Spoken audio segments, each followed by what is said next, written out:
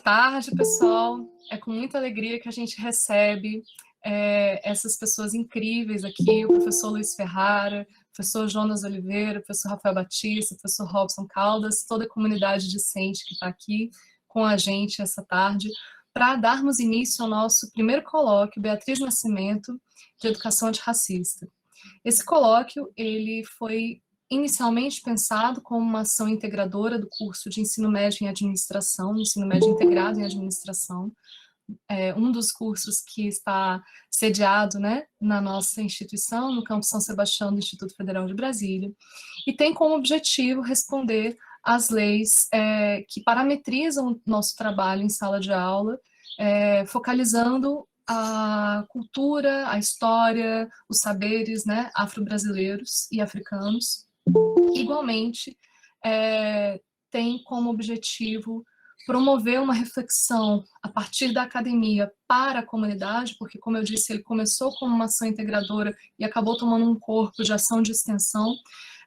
Então, a gente propõe, a partir das reflexões científicas, a partir das reflexões desenvolvidas no âmbito da ciência,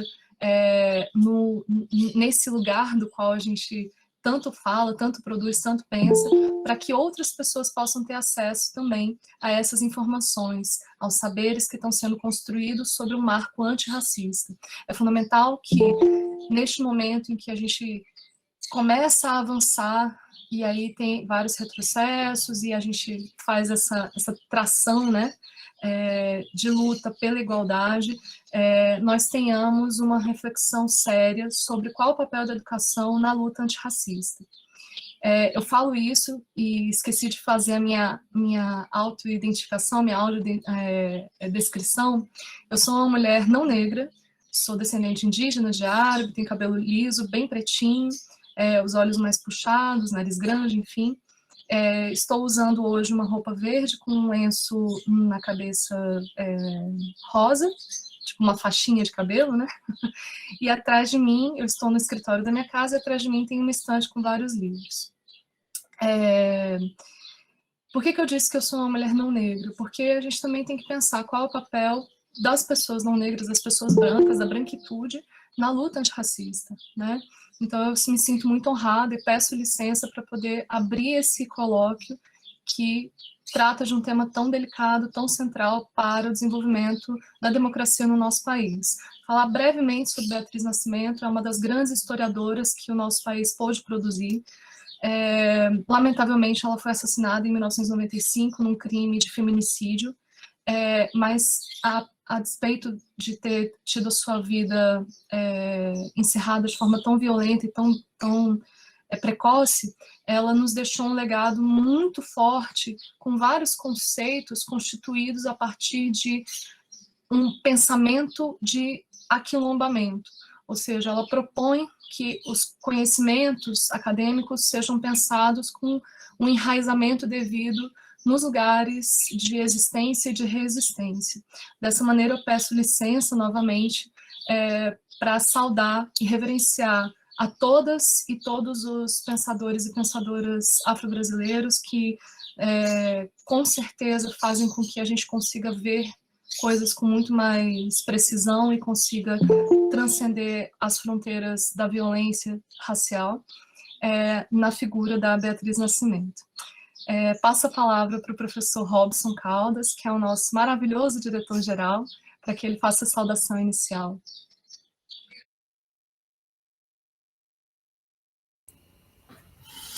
Boa tarde a todas e todos. É uma felicidade enorme, né, estar aqui em mais um evento que debate, né, a questão de raça, da negritude. Nosso campus ele já vem há alguns anos trazendo esses temas tão caros, né, para a nossa comunidade. A nossa comunidade, que em sua maioria é formada de mulheres, é formada de pessoas negras. Então, nosso campus tem essa responsabilidade de trazer esse debate aqui na nossa RA e também agora com as redes, né, com o Distrito Federal e com o Brasil, né, não sei quem está aqui nos acompanhando na nossa atividade. Então, é sempre um prazer enorme para participar desses eventos, né? E marcar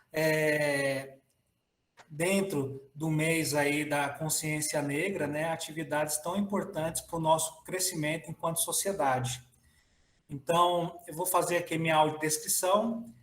Meu nome é Robson Caldas, eu sou professor da área de Química, eu estou diretor-geral do Campus São Sebastião desde 2019.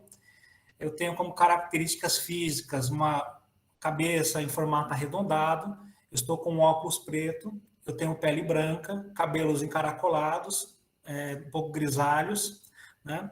Estou com barba por fazer. Eu estou aqui na minha sala, no Instituto Federal, no Campus São Sebastião. Eu estou com uma camisa de manga longa, azul clara, com quadriculado em branco. Eu acho que é isso, né? Minha audiodescrição. Eu gostaria, em nome do Campus São Sebastião, cumprimentar, então, aqui a comissão organizadora do Colegiado de Ensino Médio Integrado em Administração, né, que realmente é importante que, desde a educação básica, a gente possa discutir esses temas, né, a despeito aqui, né, dos nossos colegas aqui que estão na mesa, né, com uma boa formação já em nível superior de graduação e pós-graduação, então já é bom fomentar isso na nossa juventude, né. Cumprimentando, então, aqui em nome da comissão, a professora Pilar, que os representam. Cumprimento também o nosso querido professor Rafael Batista, que está coordenando de forma brilhante o nosso núcleo de estudos para temas envolvendo afrodescendentes e indígenas, né, o NEABI, né, que essas últimas semanas também vem trazendo uma programação muito pertinente com os demais NEABIs dos outros campos do IFB, com os NUGETs, né? Então, esse mês inteiro tem uma programação rica. Hoje, acredito que seja o fechamento, né, Rafael? Eu vou participar um pouquinho da reunião dos NEABIs, né, na sequência dessa atividade, para acompanhar os debates. É sempre importante essa institucionalização dessa questão, não somente como necessidade de cumprimento a preceitos legais, então tem leis, né? Ainda bem que tem leis, fruto de muita luta, né? Mas também para denotar a importância desses temas no nosso dia a dia, né? De maneira que isso daí, nas próximas gerações, talvez não seja nem tanto um objeto de discussão, mas seja mais normalizado na nossa sociedade, né? Também cumprimento, por último, o nosso professor Jonas, né, que irá fazer a mediação dessa reunião, e agradecer, em nome da comunidade de Campus São Sebastião, a presença do professor Luiz Ferrara, que vem representar aqui um tema, vou aprender aqui com vocês também, a questão da bioética, né, com essas questões. Eu vi aqui o seu currículo, né, Luiz, vi que você é bem prolixo, né, a questão de trabalho com história, filosofia africana, e eu estou muito curioso para saber como esses temas se relacionam com a bioética. Eu li rapidamente assim que tem muito a ver com a questão mesmo dos direitos humanos, a questão da valorização da cultura negra, né, a questão a mesma exercício da cidadania plena, né. Então, estou bem, como não negro, muito interessado nesse tema, até para poder compreender melhor questões que, de repente, eu não sinto na pele, mas que são muito importantes para nosso crescimento enquanto sociedade. E o professor Luiz, né, nosso colega do Campus Brasília, né, está fazendo um doutoramento na UNB no tema, e eu espero que os alunos, as pessoas que estão aqui compartilhando conosco essas experiências do colóquio possam fazer bom proveito aí, quem sabe se inspirar, né, para modificar suas ações ou, de repente, vislumbrar um objeto de estudo aí para um trabalho, né, quando vocês se formarem, né, os nossos alunos do campus, né, porventura, né, em estudos posteriores, né, em nível de graduação ou pós-graduação. É isso daí. Passo a palavra aqui para os demais colegas da mesa. Muito obrigado, Pilar, pelo convite. Joia, obrigada, Robson. Fazer um breve comentário. A gente tem que superar essa ideia de pedagogia de evento, de pensar na questão racial apenas no mês da consciência negra, que é esse mês de novembro. E isso, a gente, como o Robson falou, a gente já tem construído ao longo dos últimos anos na nossa instituição, de modo que o debate, esses debates que a gente vai apresentar agora, como uma culminância de todo o trabalho que tem sido feito ao longo do ano, na verdade, ele é transversal a todas as disciplinas, ele tem sido colocado de maneira pontual em outros contextos, né? A gente não chama aqui pesquisadores afro-brasileiros apenas para falar de racismo, a gente chama para falar do que eles sabem, e seja o que for isso. Então, na química, na física, na biologia, enfim, em todos os momentos. Então, além de ter essa ocupação, né, de pensar na ocupação desses territórios acadêmicos, a gente também trabalha no chão de sala, sempre com esse debate. É claro que a gente precisa avançar muito mais, é claro que a gente precisa curricularizar isso muito mais, e eu acho que o nosso colóquio é um ponto a mais para que a gente constitua essa cultura e, de fato, tenha a superação desses problemas sociais, porque é para isso que a gente está aqui, né? A educação serve para isso também. Bom, passar a palavra para o professor Rafael Batista, lindo, maravilhoso. Obrigado pela generosidade, pela... Boa tarde a todas e a todos. Eu peço desculpas, assim, deve estar um barulho bem chato aqui do lado, né? Tem obra aqui na vizinhança.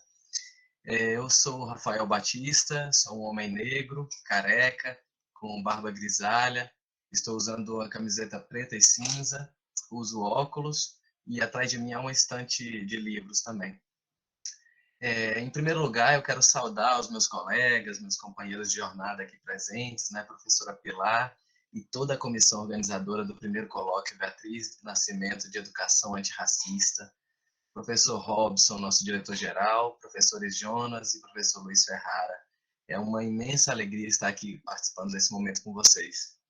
Em segundo lugar, eu quero parabenizar e dizer da importância de um evento como esse, que, como a Pilar bem destacou, né, é a culminância de um processo que é construído diuturnamente em sala de aula, seja quando nós estamos falando de pautas deliberadamente antirracistas, ou quando nós estamos falando de quaisquer outros assuntos que envolvam direitos humanos, o direito à liberdade, a construção de uma nova sociedade, de uma sociedade diferente dessa que nos conforma e que nos violenta cotidianamente, né? Então, parabéns, né?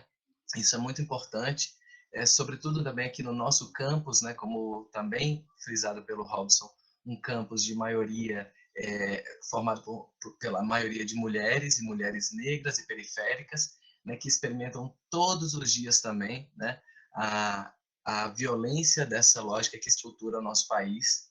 E também nesse momento da história, né? É importantíssimo, né, que nós possamos ocupar os nossos lugares, né, empunhar os nossos braços, levantar a nossa voz. E também parabéns principalmente, né, por ser um evento destinado especialmente, não exclusivamente, mas especialmente a um público tão jovem, né, como é o público do ensino médio. Esse debate, né, esse tipo de esclarecimento, ou né, esse tipo de escurecimento, me foi negado quando eu tinha a idade de vocês, né? Que eu me reporto diretamente aos estudantes do ensino médio aqui presentes. E isso, né? Essa demora fez com que eu também demorasse muito para compreender a força da minha negritude, para que eu pudesse compreender um pouco mais a minha história, para que eu pudesse, enfim, me enegrecer, né? Porque é em momentos como esses que nós vemos a nós mesmos e também podemos entender quem somos, entre quais nós somos e de onde nós viemos. Por isso eu também aqui saúdo a minha ancestralidade, todos aqueles e todas aquelas que vieram antes de mim e que abriram espaço, abriram caminho em meio a tantas dificuldades, né, tantas lutas e dissabores, mas tantas e tamanhas conquistas também. E será assim, pessoal, né? Há lutas que duram uma vida inteira, gerações inteiras, séculos e séculos. Nós estamos longe de alcançar o fim dessa jornada, como disse também a Pilar, né, de busca por uma sociedade né, mais justa, igualitária, equânime, antirracista e fraterna. Mas cada passo importa. Cada braço, cada punho levantado reforça a nossa coragem de seguir em frente, né? E por que isso? É porque é preciso mudar estruturas, desmantelar privilégios, reeducar olhares, e isso só se faz na coletividade, e é um trabalho penoso, né, que, como eu disse, leva tempo. Mas cada vez que uma de nós morre, nós revivemos o 20 de novembro. Mas, sobretudo, cada vez que um de nós nasce, cada vez que uma de nós nasce, nós também revivemos o 20 de novembro. E hoje eu estou aqui também representando essa coletividade, uma coletividade que, nesse momento, nós intitulamos como NEABI, né? Estou atualmente na coordenação do NEABI, e talvez muitos e muitas de vocês não saibam o que essa sigla significa, ou mesmo saibam da nossa existência, né? Nós somos o Núcleo de Estudos Afro-Brasileiros e Indígenas do campus São Sebastião, que nesse momento também nos somamos aos outros NEABIs e grupos correlatos dos demais campi do Instituto Federal de Brasília. E o nosso papel é fomentar o debate e a formação em torno das questões étnico-raciais. Nosso papel é trabalhar no âmbito do ensino, da pesquisa, da extensão, sobre questões como racismo, antirracismo, branquitude, a sociedade de privilégios, a formação do nosso país, marcado pela racialização, pelo desprezo às populações negras e indígenas, pelo genocídio que ceifa cotidianamente e prematuramente a vida de mulheres e homens de pele preta em um país tão racista como o nosso. Mas é, sobretudo, também pensar formas de resistência, formas de esperançar dias melhores. E dialogar sobre o futuro que desejamos para as nossas, para os nossos, para vocês, né? Então, nós somos poucos atualmente, né? E bem cansados, mas seguimos em frente, estamos juntos aqui, por isso eu agradeço tanto também, né? Poder participar de um evento como esse, né? Isso também é uma forma de nos ajudar também a pensar nesses dias melhores que nós lutamos todos os dias, mas também nós seguimos em frente, trabalhando para que um dia nós sejamos muitos, comprometidos com esse projeto, né, que nos move, que é um projeto de um mundo que seja o mais próximo possível do sonho dos nossos ancestrais.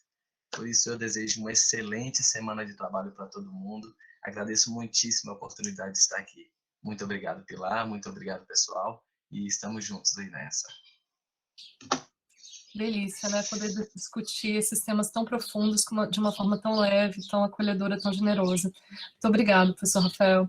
Passar a palavra para o professor Jonas, e antes disso, agradecer de antemão a generosidade e a disponibilidade do professor Luiz Ferrara, que vai nos brindar aqui com seu conhecimento sobre bioética. Bioética é uma palavra difícil, né? Estranha, bioética. Estranho isso, então vamos pensar aí o que isso significa e aprender bastante hoje à tarde com essa maravilhosa palestra. Então, professor Jonas, contigo. Obrigado, Pilar. Obrigado, Rafa, por essas palavras inspiradoras, né? Eu vou fazer minha apresentação rápida e vou explicar um pouquinho o contexto de onde surgiu a ideia, né, de chamar uma discussão sobre bioética, e em seguida eu passo a palavra para o Luiz, né? Bom, meu nome é Jonas Bertucci, eu sou professor de Sociologia, eu sou um homem pardo, com barba, com cabelos encaracorados, estou aqui no meu escritório em casa com 2 grandes estantes de livro ao fundo e um filtro de barro branco, né? Eu estou com uma camisa bem colorida, cheia de imagens de tucanos que formam uma espécie de mosaico. Como professor de Sociologia, né, ao longo do ano, eu trato, junto com os alunos, muitas questões relacionadas à questão racial, a questões identitárias, né? Então, é interessante para mim, como professor de Sociologia, poder tratar ao longo do ano dessas questões e, eventualmente, a gente ter os eventos, né, como a Pilar falou, em que a gente pode trazer outras pessoas para debaterem junto com os alunos, junto com os professores, o que é muito interessante para a gente, para a nossa própria formação e para os alunos. A gente cria um espaço fora da sala de aula, né, de debate de questões que surgem na aula, né? E essa foi uma questão que veio inspirada um pouco de debates que eu tive com os alunos do ensino médio, né? Numa das primeiras aulas, né, a gente ainda estava nas primeiras discussões conceituais sobre o programa do curso, e eu falei com os alunos sobre o conceito de raça. E a gente estava classificando algumas palavras para tentar pensar se eram... Cada palavra que a gente falava, a gente podia classificar como algo social ou algo natural. Então, por exemplo, colocava a palavra árvore. A árvore é algo que vem da natureza. Então, ia para a categoria natural. Quando a gente colocava martelo, não, martelo é uma ferramenta que foi criada pelo homem, então a gente colocava na categoria cultural, social. O fato do martelo ser feito por elementos da natureza, né, às vezes confundia a turma, mas esse exercício ajudava muito a gente ter um início de um pensamento científico, de categorização das palavras, né? Às vezes até de etimologia das palavras, para entender o significado das palavras e como a gente organiza ela dentro do pensamento humano, né? E no caso até chegar ao pensamento do conhecimento científico, né? Até que então que a gente chegou no termo raça. E aí teve uma grande discussão na turma se raça era social, se era biológico, se era... E aí, né, depois que a gente chegou num consenso, conseguiu conversar com os alunos, mostrar a ideia de que a raça é uma construção social, a partir das categorias morfológicas e da diversidade física, né, que o homem tem, houve historicamente a construção do conceito de raça. E aí daí, por uma outra questão que um outro aluno fez, a gente começou a discutir a raça dos cachorros. Mas e aí, professor, a raça de cachorro é a mesma coisa que raça de homens? Não, mas cachorro tem raça. A raça do cachorro é biológica. Eu não vou aprofundar aqui, mas foi uma discussão muito interessante com a turma, até a gente discutir a ideia de que, inclusive, as raças dos cachorros são classificações feitas em contextos culturais, ou seja, não é a raça do cachorro, um Doberman, um Rottweiler, um Pitbull, não é algo que é natural em si, né? Os cachorros têm uma diversidade morfológica, física, e que, a partir dessa diversidade, em contextos históricos, o homem segregou os cachorros para criar livros, né, para dizer que cada cachorro pode se encaixar dentro de uma categoria, seja uma categoria de trabalho, porque alguns cachorros fazem alguns trabalhos, seja em categoria de companhia, etc. Enfim, os cachorros, aí foi muito curiosa essa discussão, né, da gente chegar à conclusão de que, inclusive, a construção da raça dos cachorros também se dá num contexto cultural, né? Mas aí veio a questão, poxa, a gente podia trazer um professor de biologia, algum professor que trabalha numa outra área para falar sobre a questão racial, né, com a gente, né? E a gente viu que essa discussão é uma discussão que ultrapassa a sociologia ou a história, é uma discussão interdisciplinar, transdisciplinar, né? E aí chegou esse momento. A gente pensou em trazer alguém para falar sobre a bioética, né? Que é, por natureza, né? Aí, entre aspas, né? Por natureza, uma ciência interdisciplinar, né? É um campo do conhecimento que reúne saberes de diversas áreas do conhecimento, né? Daí que a gente chegou na figura do professor Luiz, né?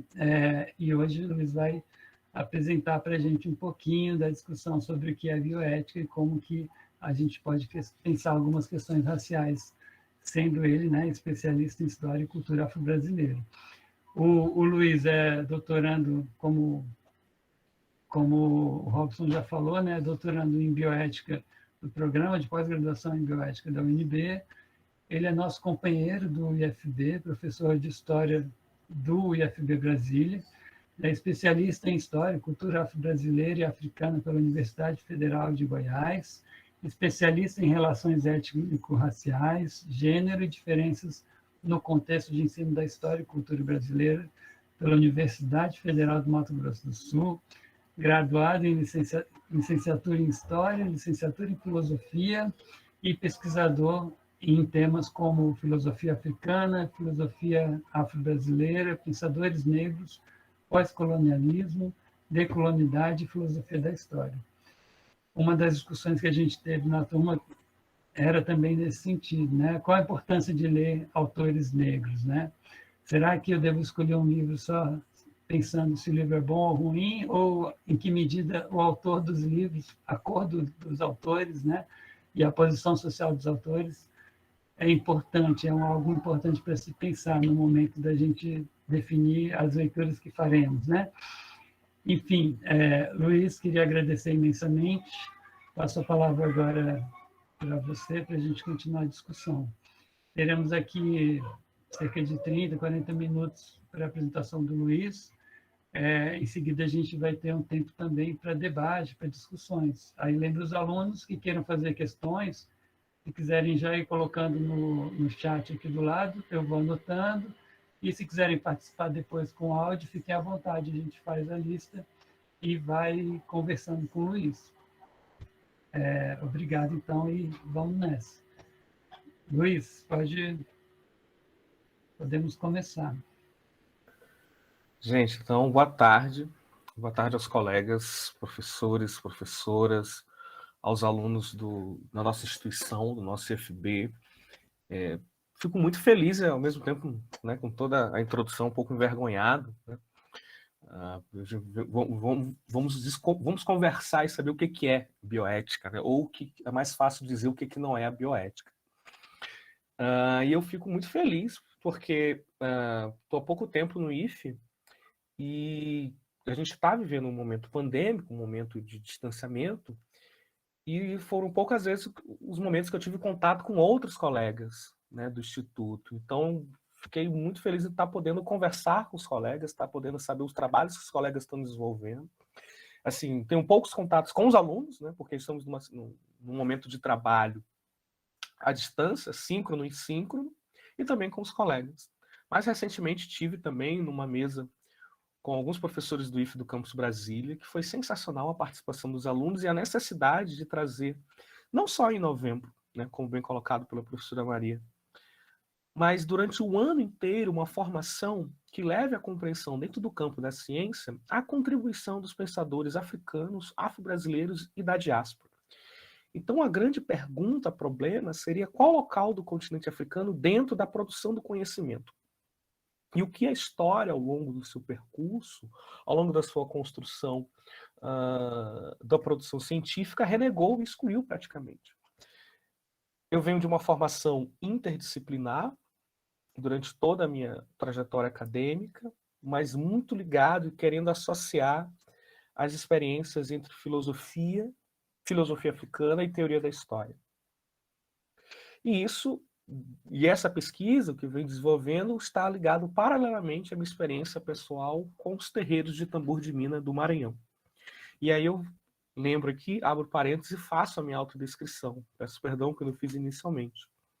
Eu sou um homem negro, de cabelo crespo, estou usando agora um turbante, uma camisa de Xangô.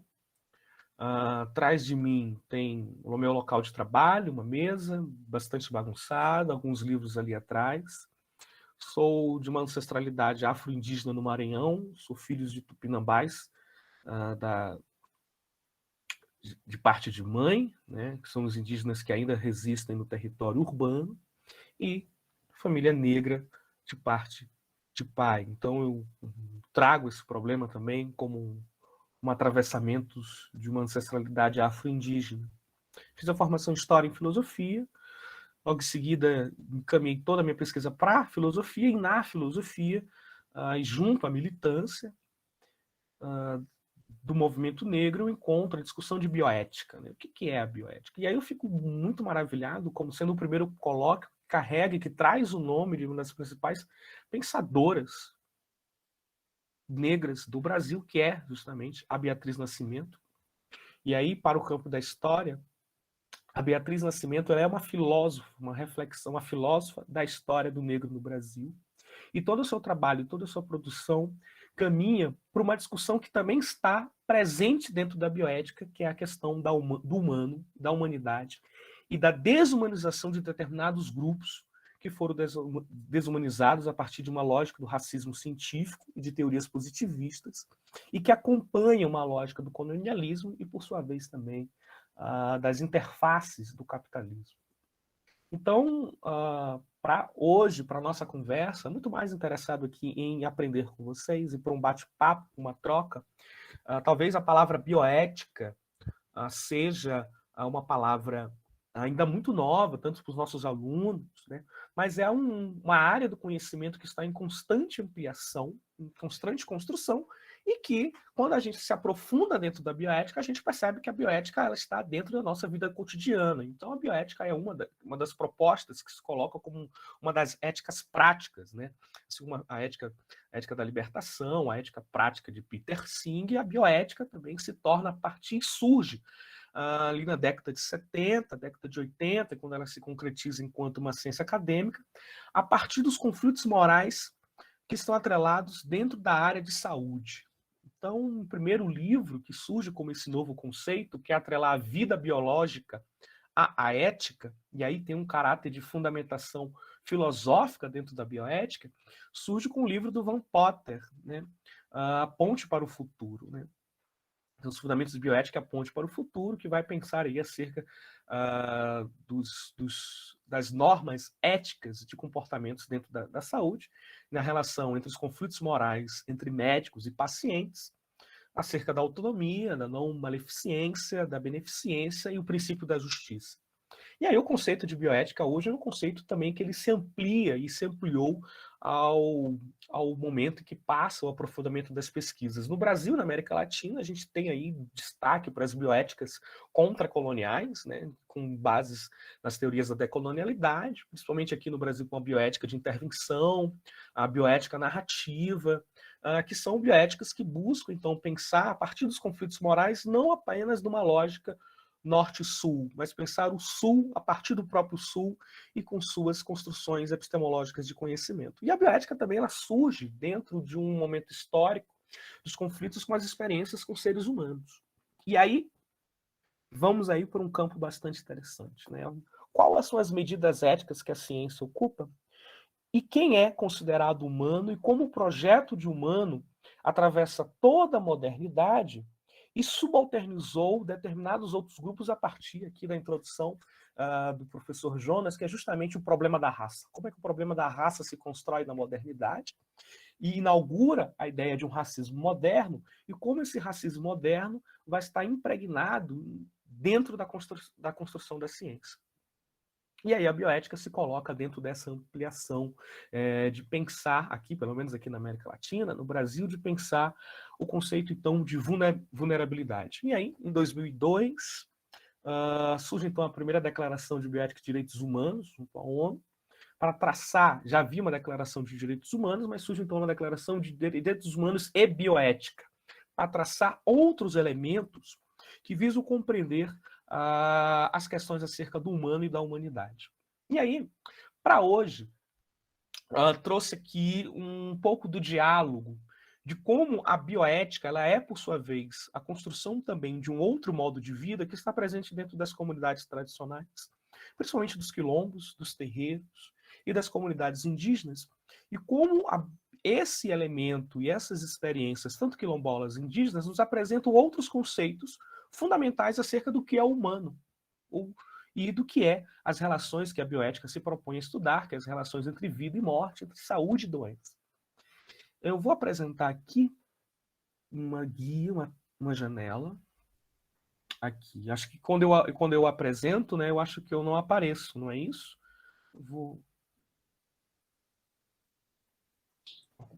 Aparece no cantinho. No cantinho, né? Vamos aqui, então. Trouxe aqui para a gente. Pronto, trouxe aqui então. Então, que é problema para a gente pensar a bioética a partir dessa introdução, de pensar então a bioética enquanto uma ciência em constante ampliação, uma ciência em constante transformação, que visa pensar então essas questões acerca do humano. Bom, como a base fundamental da filosofia, né, o Aristóteles, por exemplo, ele não acharia ou não concordaria com essa lógica do biológico, de uma vida biológica, com as dimensões da ética, até porque a ética envolve a vida. Mas a bioética visa tratar justamente outros elementos fundamentais que compõem as subjetividades acerca do humano e de como este humano foi construído no logos da modernidade. Então, a bioética é uma ciência contemporânea que está sempre em constante atualização e que, com o maior aprofundamento da sua palavra e de seu logos de pesquisa, a gente pode perceber que ela está presente em várias áreas e ela tem, por sua vez, um caráter tanto tanto trans quanto multidisciplinar. E aí a gente vai abrir espaço para bioética, o biodireito também, as relações entre a bioética, os conceitos de Foucault do biopoder, da biopolítica. Então a bioética também está presente não só dentro das éticas médicas e das ciências biomédicas, mas ela está também presente dentro de uma linha de uma construção social, do qual os outros grupos humanos que foram classificados pela modernidade também constroem, então, elementos fundamentais e conceitos acerca da vida e do humano. E aí eu trouxe uma discussão, né, dentro dessa proposta da bioética enquanto uma ciência de atualização, como é que o racismo, e aí trazendo o problema fundamental do racismo, como o racismo é um objeto de estudo fundamental para a compreensão da bioética no que se refere às suas relações com a vulnerabilidade. E aí, fazendo um outro recorte da bioética, é pensar justamente o racismo e as intensificações do racismo dentro de um Brasil pandêmico. Né? Fomos atravessados pela pandemia do Covid-19, e o que esse atravessamento do Covid-19 colocou em suspenso as relações sociais e as relações raciais no Brasil, por vários pontos fundamentais. No fato de que a gente compreende que a bioética, né, ela abrange as questões da utilização dos seres vivos, né, em experimento principalmente moral, né, seja o aborto, a eutanásia, ou algumas implicações práticas no campo da genética.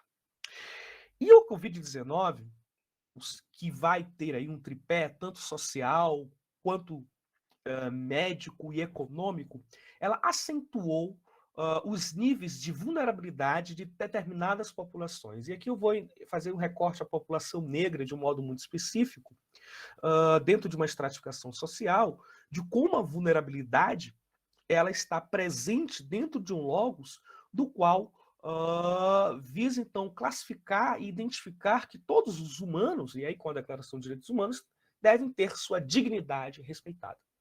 Diante desse fato, dignidade para quais determinados humanos, sendo que 3 pilares fundamentais, do qual a gente pode identificar durante esse processo pandêmico, denunciaram a ausência do Estado, né? E aí a gente percebe o Estado moderno, ele nasce a partir da força, a ausência do Estado em 3 pontos principais, né? No que se refere aí ao isolamento social, em que a grande parte da população negra no Brasil ela está em aglomeração social, e um outro ponto que é justamente as questões de plano de saneamento básico. Em 2017, a última pesquisa feita pelo IBGE constatou que em torno de 45,7% dos municípios do Brasil não possuem nenhum tipo de plano, de um plano nacional de saneamento básico. E grande parte desses municípios são municípios em que contém a grande parte da população negra no Brasil. E aí nós temos atravessando de como também a pandemia levou grandes pessoas negras, grande parte da população negra ao desemprego, por sua vez, intensificou os modos de trabalho, de produção, e as pessoas que tinham trabalho, né, mas que começaram a ter trabalho, mas não tinham emprego, outras perderam emprego e se lançaram no trabalho informal junto com o vírus. Foram também, em sua grande parte, porcentagem, pessoas negras, tiveram que se colocar também dentro de uma lógica do capital, que foi a aquisição, né, as condições de adquirir os meios de produção de trabalho, ter que se dividir com computadores, planos de internet.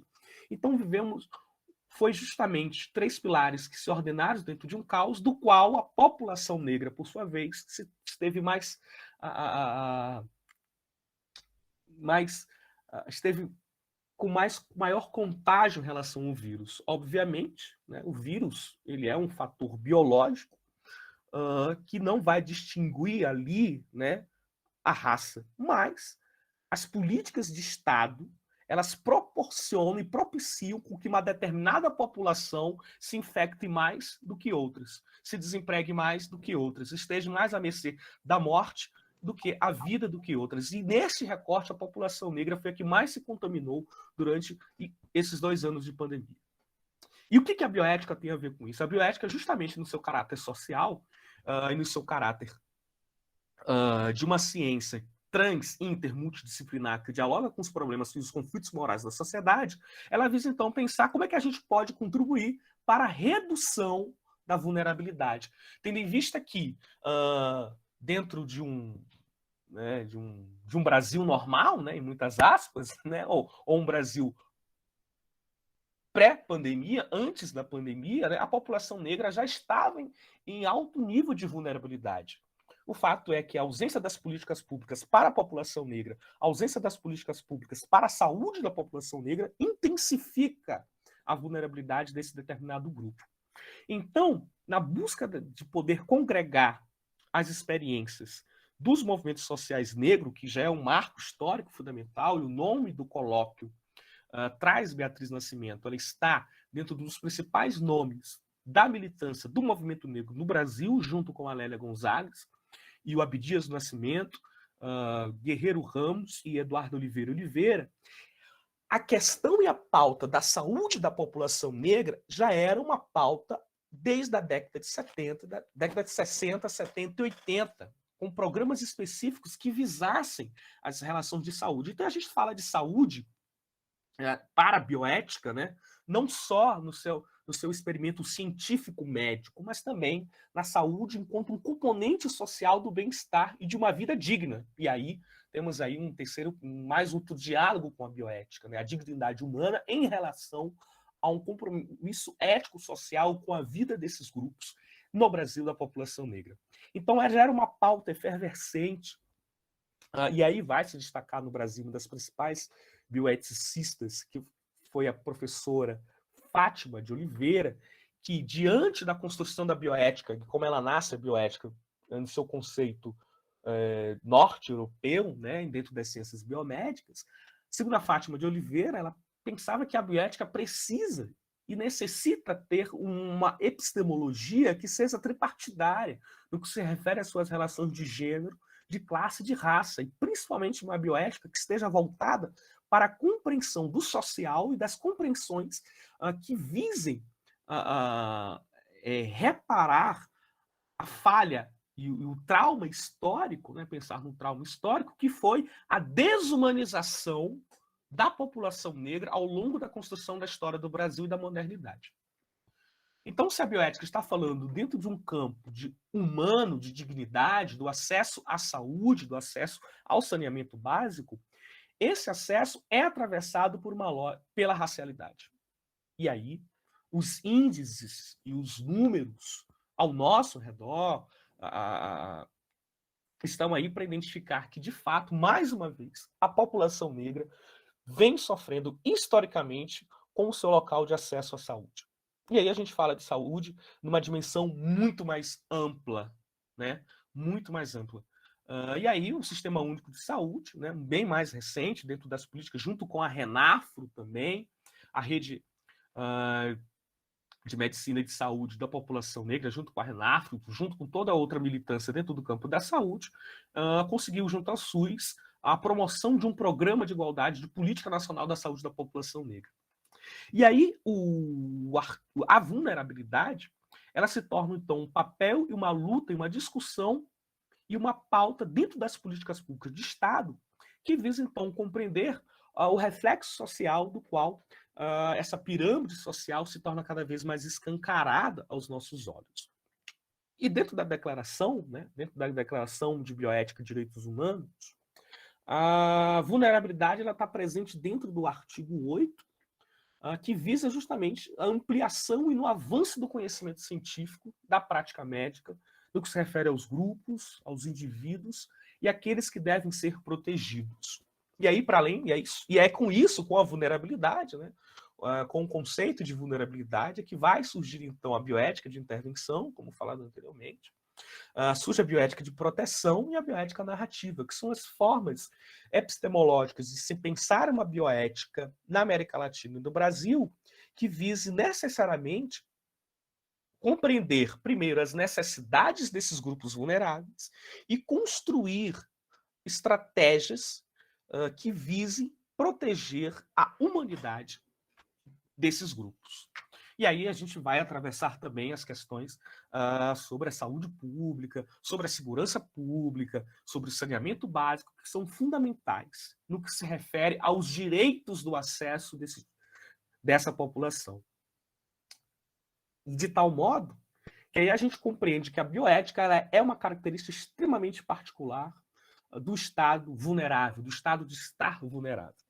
E aí a gente amplia a vulnerabilidade da população negra, não só nos seus aspectos físicos e médicos, mas a gente também chama aqui uma outra discussão para a nossa conversa, que é justamente como a saúde mental da população negra sofreu ainda mais durante o nosso Brasil pandêmico. Isso vai estar atrelado já às péssimas condições de trabalho, às péssimas condições de acesso à saúde. Um dos fatores básicos, que é a preservação para não a contaminação do vírus, era justamente poder água e sabão, poder lavar as mãos,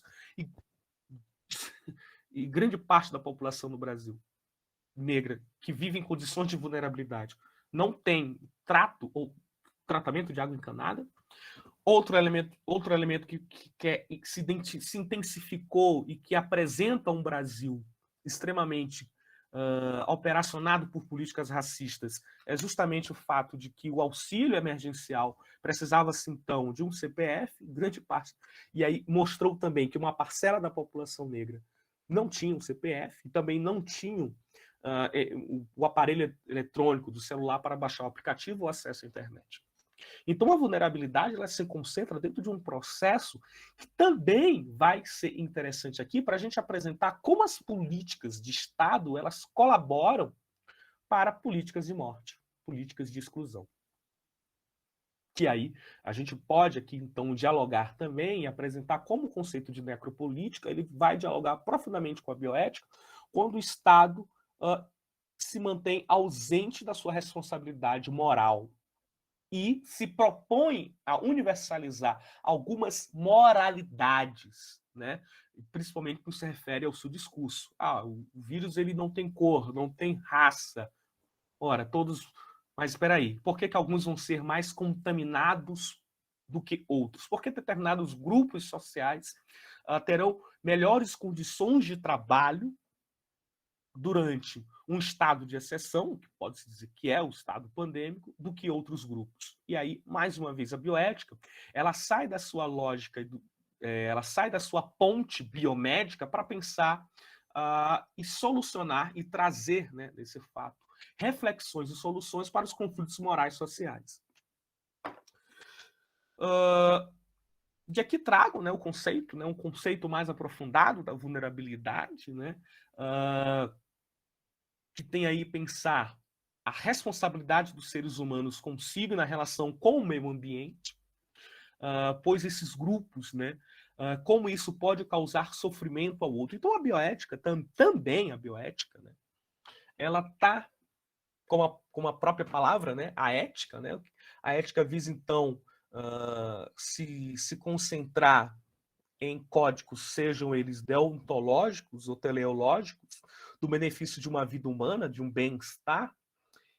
E esta lógica universal acaba encontrando a pedra, uma barreira que é justamente a vulnerabilidade. E dentro da população negra, dentro desse quadro, né, ampliar esse quadro aqui, dentro da parcela da população, existem também outras vulnerabilidades que vão atravessar dentro das linhas acerca do gênero. Durante o nosso Brasil pandêmico, a maior parcela dentro da população negra que também vai sofrer com a pandemia em seus aspectos sociais, econômicos, médicos, científicos, serão a parte das mulheres negras. E aí isso apresenta um detalhe, apresenta um Brasil que nós conhecemos, que a população negra conhece, né, de fato, que a todo ano, chega novembro, a gente vai lá e bate na mesma tecla, mas que a outra parte do Brasil não conhece. Qual é o detalhe simbólico? Um detalhe simbólico fundamental que traz a nós aqui uma reflexão dentro de bioética. O vírus, ele adentra ao Brasil, né, pelas notícias, como nós temos, pelo Distrito Federal, dentro de uma região, né, alto índice econômico, e quem é contaminado, uma mulher negra e uma empregada doméstica. Esse detalhe, que não é apenas um detalhe, na verdade, ele é a ponta de um grande iceberg social brasileiro, apresenta o quanto a vulnerabilidade, tanto de homens negros e de mulheres negras do Brasil, ela possui caráteres diferentes e distintos, no que se refere aqui à violência contra a mulher negra e algumas doenças particulares dentro dos homens negros, como o alcoolismo e a hipertensão. Mais uma vez, a bioética, né, proposta na construção de uma ética prática, e aqui trago a bioética para o campo da filosofia, de uma ética prática deontológica que visa, então, traçar planos fundamentais. A bioética, então, ela é uma ferramenta, estou muito bélico esses dias, uma arma que faça com que a gente se torne gente novamente, com que o nosso caráter de humanidade possa ser respeitado e condicionado diante das políticas do Estado.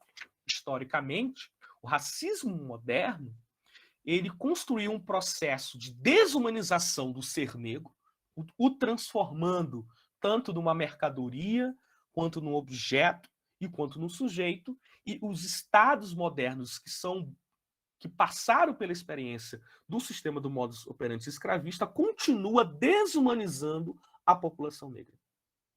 Então, pensar a bioética para a construção de uma ética prática que vise resgatar não seria essa palavra, mas que vise respeitar a dignidade desses grupos da população negra, seria então um caminho de uma ética sustentável que possibilite então uma educação, uma política e uma relação entre racismo, saúde e população negra de uma forma menos racista. E aqui, dentro aí do relatório das Nações Unidas, né, a bioética, o conceito de vulnerabilidade humana, ele aponta justamente para a pessoa, para o país, né, em determinadas conquistas, em determinadas situações, e principalmente quando se refere aos riscos, né, do qual a população está enfrentando. Aqui eu já toquei bastante nesse assunto, e aqui eu queria trazer, né, de uma forma mais concreta, como o conceito de bioética, o conceito de vulnerabilidade, ele adentra a bioética. E aqui nós estamos dentro de uma área da filosofia bastante interessante, que é a própria ética, né? Ele entra, então, com o relatório Belmont, que foi produzido para estabelecer alguns princípios orientados, que são princípios orientados e orientadores da pesquisa com seres humanos. Como a gente está aqui dentro das ciências humanas, né, principalmente como historicamente, em algum momento, houve um distanciamento entre as ciências biológicas e as ciências humanas, o relatório Belmont foi fundamental para pensar o conceito de vulnerabilidade a partir de algumas experiências com seres humanos que aconteceram dentro da história global.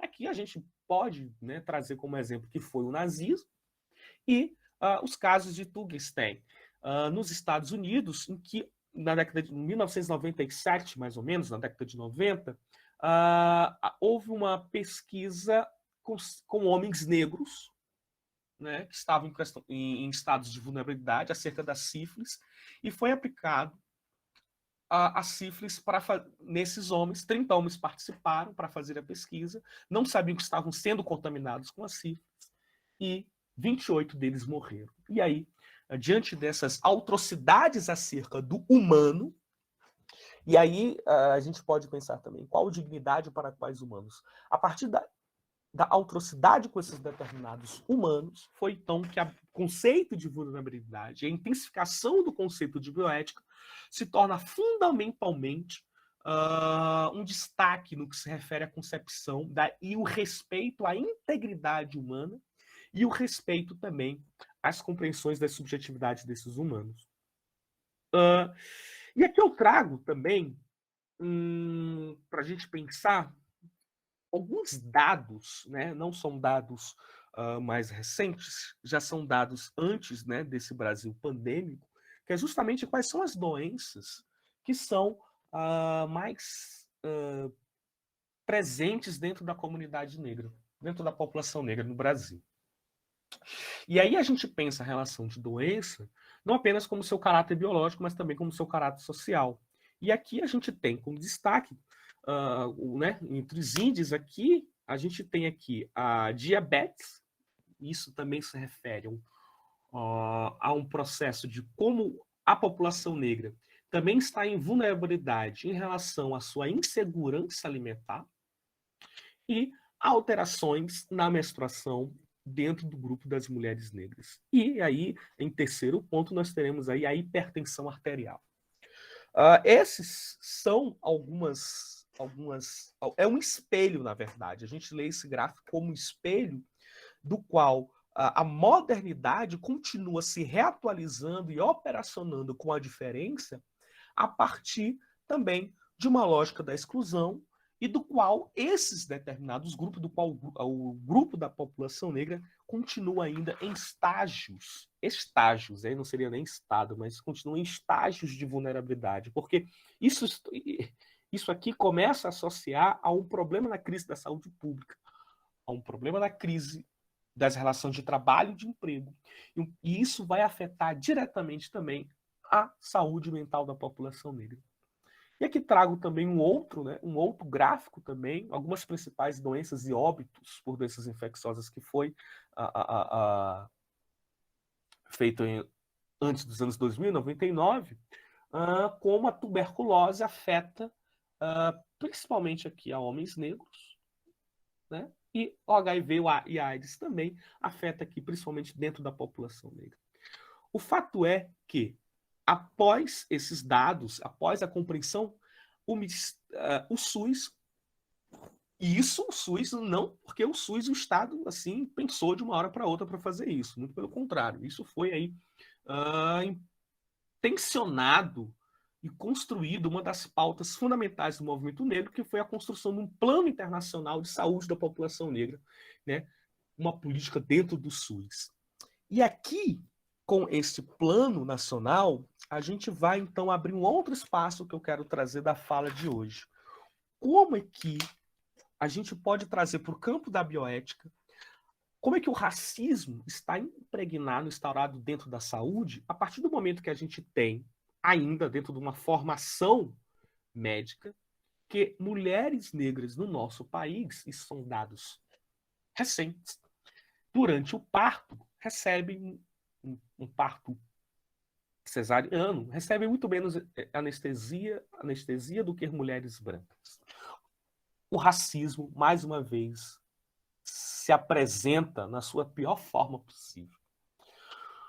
Outro fator são as violências obstétricas, principalmente nos grupos de mulheres negras em relação às mulheres brancas. Qual é a formação do profissional da saúde de uma compreensão do racismo para que essas violências ainda sejam presentes dentro do espaço médico do conflito moral? A resposta está dentro da estrutura social brasileira, do racismo enquanto uma máquina estrutural das relações sociais. Então, esses elementos que apresentam indignam a população negra, indignam a militância negra no Brasil, e os cientistas negros refletem, olha, o racismo ele é uma gramática deontológica normativa que está presente em todas as estruturas da sociedade brasileira, em todos os espaços da construção da sociedade brasileira. E não seria diferente que o racismo também não estivesse ali de uma forma muito sutil diante das práticas biomédicas. E aqui trago aqui também meio que um quadro mais aparente sobre a vulnerabilidade e as suas dimensões, né? A vulnerabilidade social, a vulnerabilidade psicológica, a vulnerabilidade espiritual também. E aqui eu quero pular rapidamente para a gente pensar que as características da vulnerabilidade, elas envolvem as relações de pobreza, as questões sociais, de iniquidade e de exploração social e do ambiente. E aqui poderia abrir um diálogo para a nossa conversa daqui a pouco, para pensar a relação da bioética com o racismo ambiental, que tem sido uma discussão bastante fundamental ultimamente. E já caminhando um pouco para o final dessa fala, dessa conversa, há alguma solução? Qual outra bioética é possível que a gente possa construir, que a gente possa se fundamentar, tendo em vista que a bioética está para além de uma concepção biomédica, mas a bioética também se compreende na lógica de construção de outras éticas e compreende também outros valores da vida. E aqui eu trago a sabedoria e os poderes da medicina tradicional afro-brasileira, das religiões afro-brasileiras, do ethos cultural afro-brasileiro, que se compreende não apenas uma dimensão ritualística ou espiritual, mas que também se compreende como um modo de vida. E aí, a experiência tradicional das religiões afro-brasileiras nos apresenta um outro trato com a natureza, nos apresenta uma outra construção de humano, no qual é o humano interconectado com o ambiente, o humano interconectado com a experiência animal, vegetal, material, que precisa do território e estabelece o cuidado com o território como um ethos programático da vida e que nos traz outras concepções epistemológicas e outros olhares da vida no que se refere à relação entre saúde e doença, no que se refere aos conceitos de vida e morte, corpo e alma, corpo e natureza, pajés e encantados, né, nas religiões também afro-ameríndias, e no que se refere à obrigação e à comunidade. E nessa lógica de uma compreensão da comunidade e na compreensão que eu preciso do outro para a manutenção da minha existência, e a manutenção da minha existência se coloca numa esfera que é o autocuidado, né, e tende a vida não enquanto um bem material, mas compreende a vida enquanto um valor a ser cultivado, eu trago aqui o trecho de uma entrevista que saiu recentemente na revista Cult, né, de uma mulher quilombola, uma mulher negra quilombola, do quilombo de Santa Rosa dos Pretos, no interior do Maranhão, que compreende que a partir da sua relação com o quilombo, da sua luta pela manutenção do território, a sua compreensão acerca do racismo, nos apresenta um outro modo de vida. Então a bioética, ela abre espaço também para a compreensão de como a população negra, de como a cultura negra, de como essas epistemologias da população negra, que já estão aí praticamente há 300 anos na ponta da lança contra o Estado, nos apresentam outros modos de vida operante dentro de um mundo pandêmico. Tanto quanto as epistemologias indígenas também. O Ailton Krenak, né? O Ailton Krenak, o bispo, e aí o Ailton Krenak, em 2020, é isso, 2020, vivendo em algumas conferências, surgiu o livro A Vida Não é Útil, e ele fala de algumas coisas muito interessantes. As pessoas estão agora começando a se isolar, mas eu já estou aqui isolado na aldeia, ou no que me restou de território. Eu estou aqui plantando, cultivando e compreendendo que o vírus acompanha uma lógica do capital, que é a exploração da natureza. E a dona Dalva, nessa entrevista, traz um conceito filosófico muito interessante, que é pensar o que é a natureza, o que é o natural, o que é a naturalidade. E essa experiência do quilombo de Santa Rosa dos Pretos, do qual a dona Dalva está, ela compreende o seguinte: o ser humano, de algum modo, é entendido numa lógica moderna, como aquele que está acima do ambiente. Mas ela fala que aqui no Quilombo não. Nós somos o Quilombo. Aqui é a terra do qual eu nasci. E dentro da terra do qual ela nasceu, do qual ela nasce, ela nos apresenta também de como o Quilombo proporciona outras práticas e outros conhecimentos acerca do que é a saúde. O tratamento com as folhas, o tratamento com as religiões, com a reza, a alimentação, que são elementos fundantes e fundamentais da vida em comunidade. E aí, trago, né, ela como uma fala final. Estou muito mais interessado agora na nossa conversa, nas perguntas. Trago a figura da Dona Dalva como uma epistemologia, como uma ética do futuro, na verdade, né? Como éticas alternativas a se repensar as estruturas deste mundo pandêmico, né? De como a modernidade ela tem se reinventado, mas como a modernidade ela também se coloca diante de um conflito existencial. É preciso, de um certo modo, compreender e executar e construir campos de conhecimento que visem, por sua vez, manter a humanidade desse ser negro que foi esfacelado pelo colonialismo. E pensar em outras epistemologias estratégicas de conversa, de tentar conversar com esse Estado, né, com esse Estado moderno, que é tão altroz e tão genocida em si.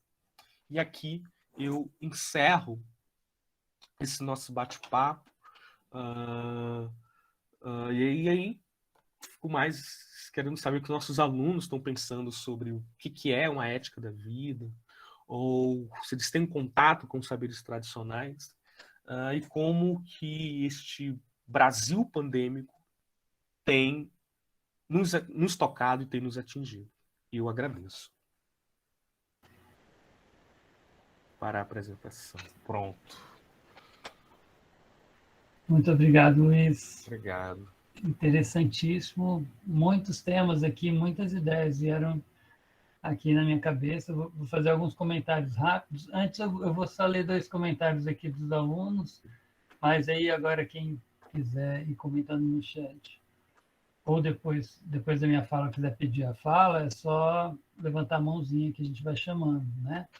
O Alex comenta aqui sobre os 4 princípios da bioética: beneficência, não maleficência, autonomia e justiça. E ele pergunta o que seria a autonomia, se poderia dar um exemplo de aplicação desses princípios, né? Particularmente da autonomia, né? A Luana disse que na redação do Enem tratou sobre, eu acho que foi sobre a questão do Covid, né, que ela está falando. E então, de certo modo, eu vou falar um pouquinho sobre a redação do Enem daqui a pouco. Tem algumas dicas aí, porque temos muitos alunos aqui do 1º e 2º ano que também vão fazer o Enem em breve, né? O Alex voltou a falar da questão do racismo na ciência, né? E também sobre a prática de maceração de ervas nos rituais africanos. E tinha mais uma pergunta da Magda aqui, se existem leis que tratam sobre a questão do racismo ambiental de alguma maneira, leis ou políticas públicas, né, que utilizam o conceito de racismo ambiental, né? Mas, então, eu queria aproveitar a questão da Covid, que vocês comentaram, e compartilhar bem rapidamente aqui um gráfico, já que a gente está falando de usar dados para ilustrar as coisas. Eu quero mostrar um gráfico só aqui, que eu acho que é bem ilustrativo sobre a questão do Covid e é bastante atual, né? Esse gráfico aqui, ele mostra a taxa de óbitos e recuperados por Covid, né, no final de 2020, de acordo com a escolaridade, raça e cor. Então, a gente tem 3 características aqui associadas que a gente consegue observar. Como foi falado, né, a Covid não escolhe a cor da pessoa, não escolhe a raça, ela afeta a todos. E a gente costuma, no início da pandemia, costumava ouvir assim, estamos todos no mesmo barco, né? Mas quando a gente vai um pouquinho mais fundo no pensamento, a gente percebe que a gente não está no mesmo barco, a gente está na mesma tempestade, e os barcos são um pouco diferentes, porque a vulnerabilidade é diferente, né? Aí a gente percebe, ó, pessoas em todos os graus de educação, ó, sem escolaridade fundamental 1, fundamental 2, médio ou superior, e a escolaridade está associada à renda também, a gente pode ver a escolaridade como uma aproximação da renda. Em todos os níveis de escolaridade ou de renda, a mortalidade das pessoas, a mortalidade é o vermelhinho, gente. Então, olhem só, a mortalidade das pessoas brancas é sempre menor que das pessoas pretas ou pardas. Então, para todos os grupos, ó, independente da classe social, o que eu estou dizendo? Que as pessoas pobres morrem mais que as pessoas ricas, porque elas têm menos infraestrutura, menos acesso à informação, têm menos acesso a planos de saúde, estão em áreas, em trabalhos que exigem maior aglomeração. Os pobres morrem mais do que os ricos. Só que se a gente pega só as pessoas pobres pretas, negras, morrem mais. Esse vermelho clarinho morrem mais do que as pessoas brancas, pobres. Se a gente pega as pessoas de maior renda, que as pessoas que têm nível superior, a gente vê que os negros morrem mais do que os brancos. Então, com informações desse tipo, que associam, né, a raça com a escolaridade, com a renda, com outras características, a gente consegue ver que o que explica a vulnerabilidade do negro não é simplesmente a condição de renda dele, porque mesmo os negros nas classes mais altas também têm maior taxa de mortalidade. Aí alguém poderia dizer que poderia ser algum fator genético, né? Já é muito bem conhecido isso, que não é o fator genético que afeta a população negra em relação à Covid, mas muito provavelmente aí vem o conceito do racismo estrutural na nossa sociedade. Não é que o médico vai olhar para a pessoa negra e vai dizer, não vou te atender, mas existe dentro do nosso, quase do nosso inconsciente, das práticas médicas, uma postura não só dos médicos, mas dos enfermeiros, de toda a instituição hospitalar. A gente observa isso através dos dados, que existe um tratamento diferente quando a pessoa é negra e quando a pessoa é branca.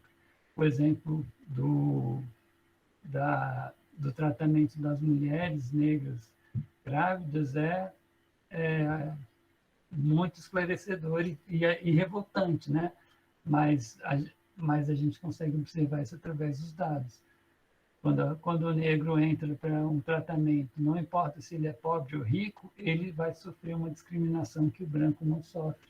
Isso se reflete nas taxas de mortalidade, né? Bom, eu só queria trazer esse gráfico para explicitar essa questão, né, que já foi discutida. Sobre o Enem, aí uma dica bem rápida, assim, né? Embora a gente vá tratar isso melhor nas aulas.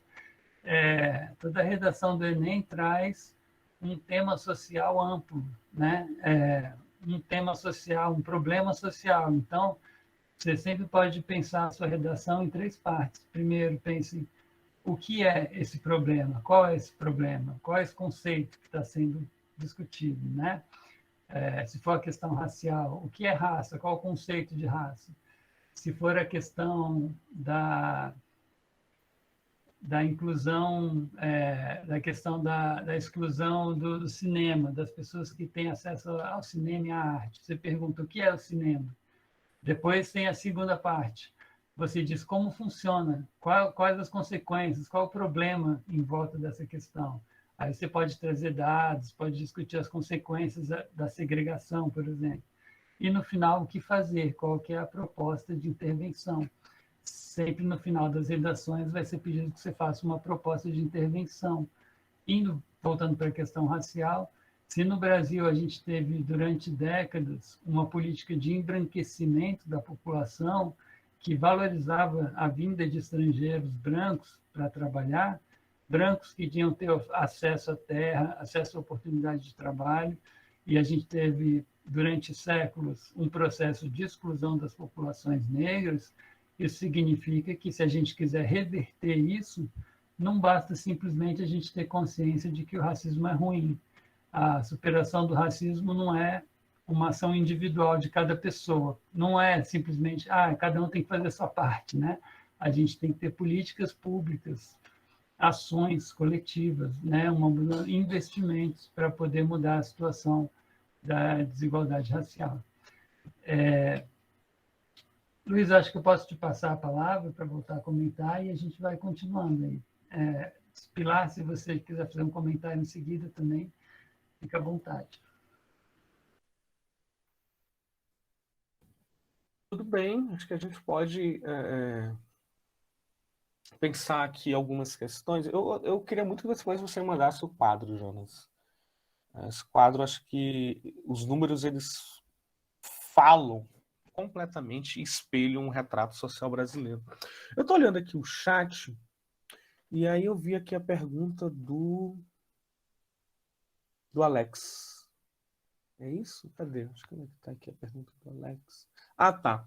Partindo dos 4 princípios da bioética, beneficência, não maleficência, autonomia e justiça, que seria um exemplo de autonomia de uma área de aplicação. Bom, minha mesa está muito bagunçada. Eu estou no final de doutorado, então aparece livro de vários lugares.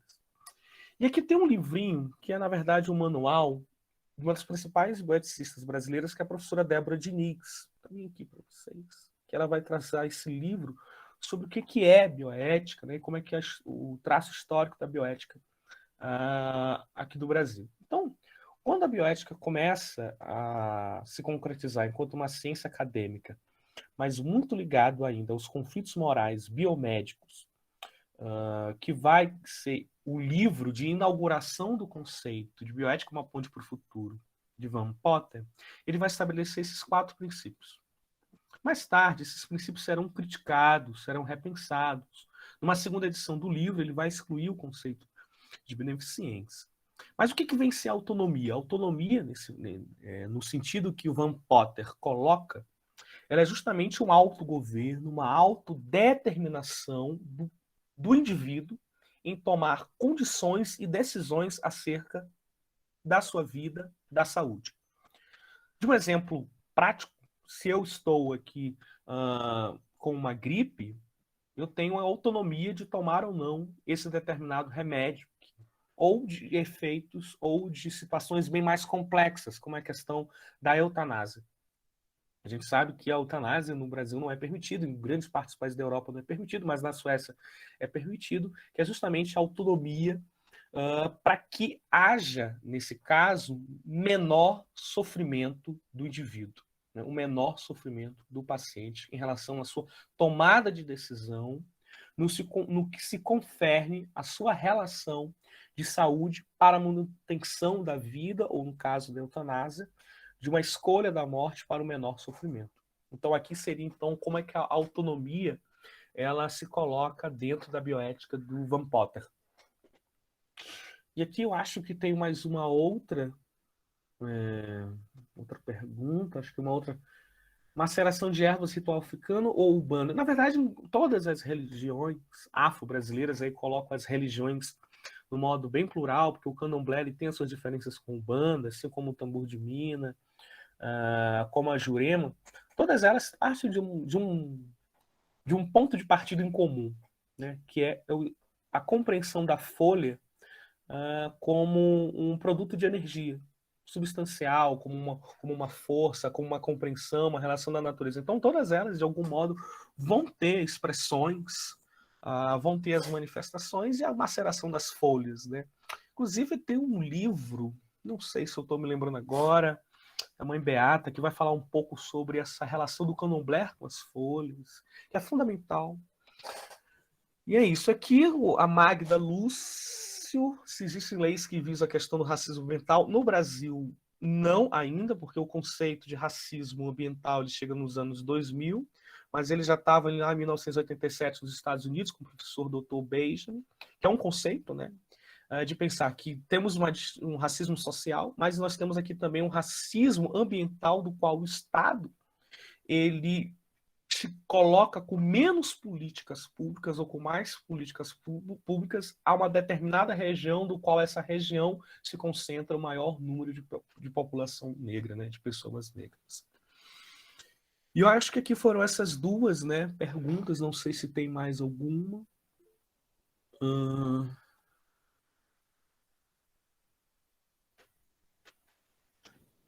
Bom, acho que foi isso. O Henrique e a Pilar pediram para fazer uma pergunta. Henrique, pode fazer, em seguida a Pilar também. Oi, Jonas, obrigado. Obrigado, Luiz, pela palestra e pelas informações valiosas. Eu queria perguntar se essa dimensão da bioética que está relacionada ao acesso das populações mais vulneráveis, como os quilombolas, os indígenas, à saúde pública e condições de saneamento, etc., se isso está presente na legislação brasileira e, se sim, em que medida o Estado brasileiro tem cumprido, né, o que está nessa legislação, e não só nesse governo, né, mas, enfim, em governos anteriores também, no que diz respeito a políticas públicas, né, enfim, ao atendimento específico a essas populações. Muito obrigado pela pergunta, né? Bom, acho que o nosso grande desafio é pensar o racismo de Estado, né? O racismo estrutural. Para a legislação, existe uma política nacional de saúde, que eu vou até anotar aqui, né? Caso você queira. A sigla, né? É a Política Nacional de Saúde, que ela é uma resposta do Ministério da Saúde em relação às desigualdades da saúde, que acontece na população negra, e principalmente no que se refere à população indígena. A gente sabe hoje que a FUNAI está com um grande problema, né? A Secretaria de Igualdade Racial também está com um grande problema, então a gente está vivendo um grande caos político-social no que se refere a isso. E em relação à saúde indígena, a gente sabe também que a FUNAI era responsável também, ela tinha planos fundamentais para que tivesse acesso a médicos nas comunidades indígenas mais equidistantes. E essas são as obrigatoriedades do Estado. Só que, de fato, o gerenciamento do governo político brasileiro tem negligenciado essas ações, tem negligenciado esses olhares, tem negligenciado que essas populações vulneráveis precisam e necessitam de uma maior atenção às políticas públicas, né? Necessitam. E isso também que se refere não somente à saúde enquanto a sua relação prática, mas também na conscientização e na educação em saúde, que é extremamente fundamental. Então, a gente tem aqui, nos refere à saúde nacional integrada da população negra, esse órgão, né, que tem uma cartilha, né, que visa, então, a construção de vários comitês estaduais que reconhece, então, a população negra como uma população vulnerável que precisa de maior atenção ao acesso à saúde. Assim, a gente está vivendo tempos bem complicados, né? Acho que, de tal modo, acho que todo mundo concorda que é evidente que a gente está vivendo tempos tensos, tenebrosos em relação à saúde.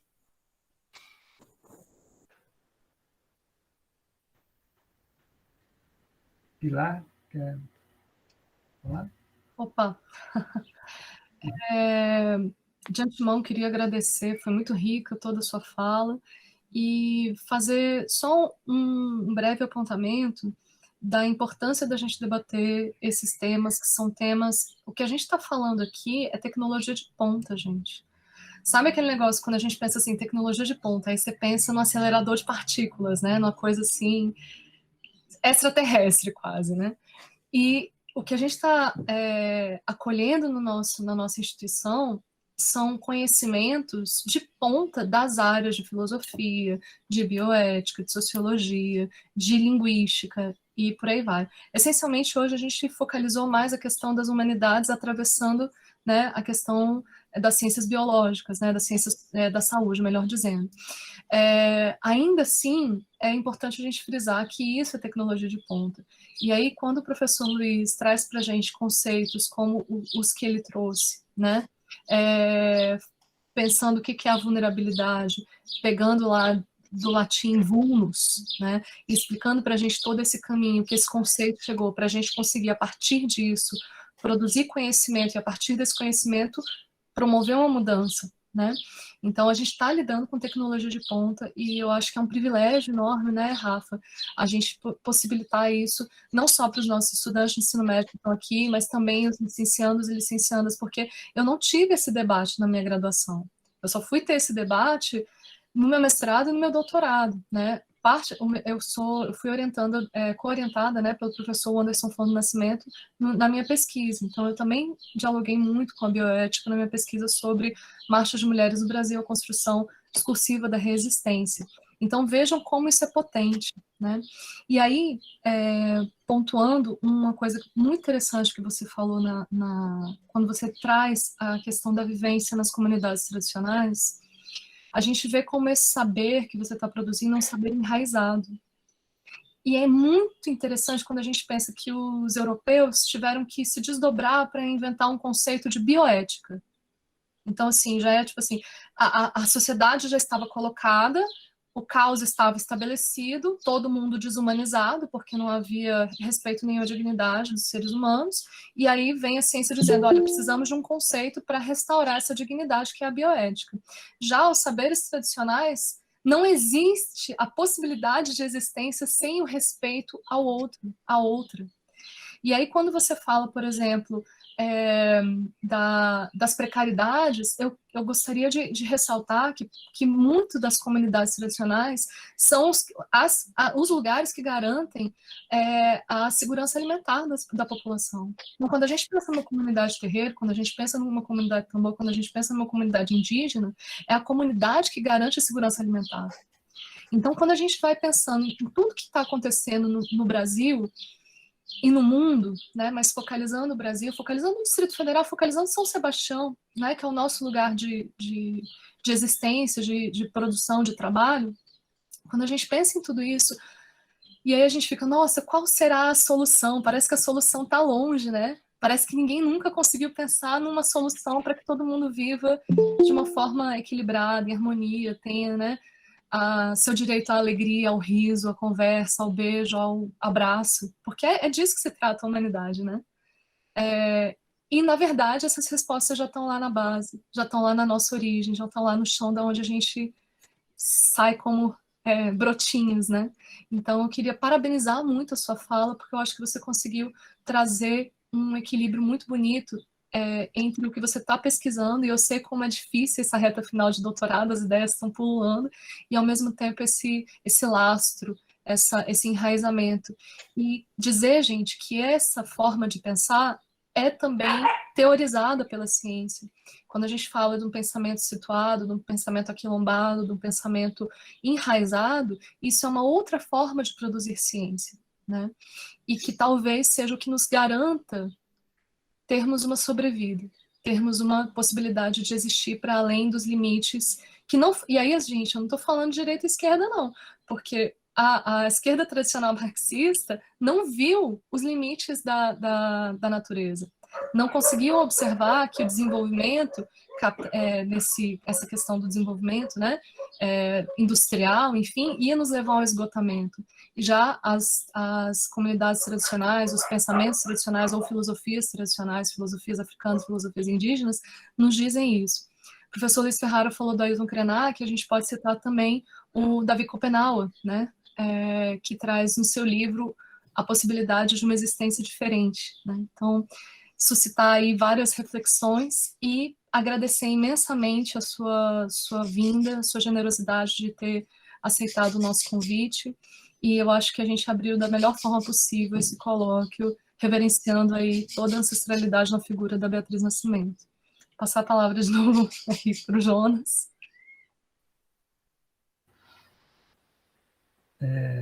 Bom, nosso tempo está se esgotando, temos mais um minutinho mais só para fazer uma fala final, fazer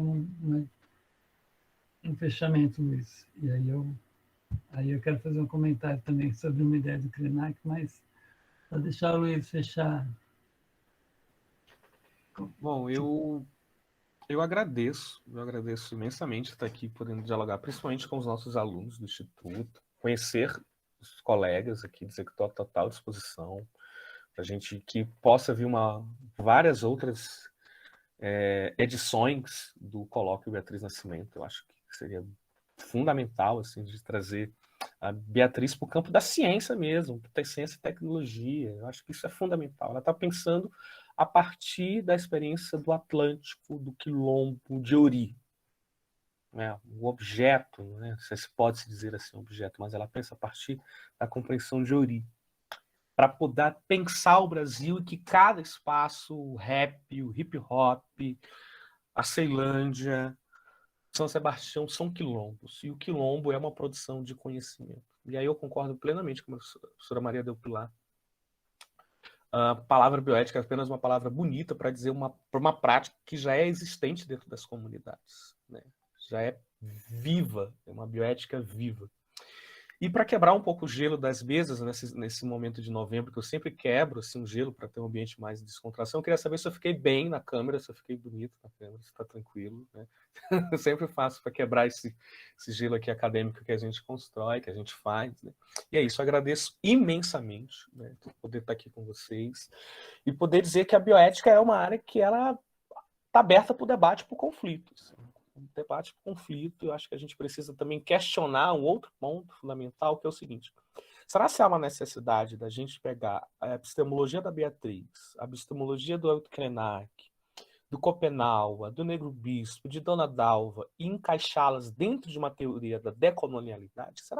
Será se por um outro ponto nós não estamos sendo colonizados por uma lógica da decolonialidade? Até porque o que a Lélia Gonzalez, a Angela Davis, né, já disse abertamente que tudo que ela aprendeu, grande parte ela aprendeu com a própria Lélia Gonzalez. Né?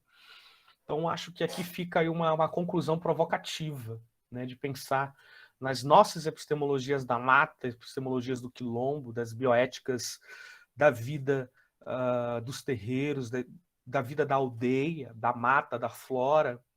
Eu acho que aí são elementos fundantes de se pensar, né, outras políticas de Estado, porque o Estado ele está aí, né, com a sua herança colonial, com o seu modus operandi destrutivo, mas essas comunidades resistem.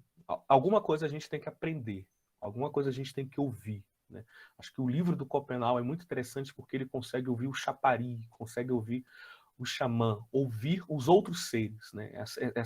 Essa bifurcação cartesiana que atravessa toda a modernidade e constrói nesse ideal de um humano que está fora do ambiente, fora da natureza, que está acima dos outros entes. Eu acho que isso é um humanismo que está tendendo ao seu fim, praticamente caminhando por uma crise, por um fracasso. Acho que é necessário também, de forma científica, ouvir a voz da mata, a voz do quilombo, a epistemologia, o trato com a terra. E isso é bioética também. Né? Isso é bioética também. Na verdade, né, a palavra está aí, a gente tem que se apropriar das palavras também, tomar elas para a gente. E eu agradeço, gente. Obrigado mesmo. As comunidades tradicionais têm muito a dizer, né?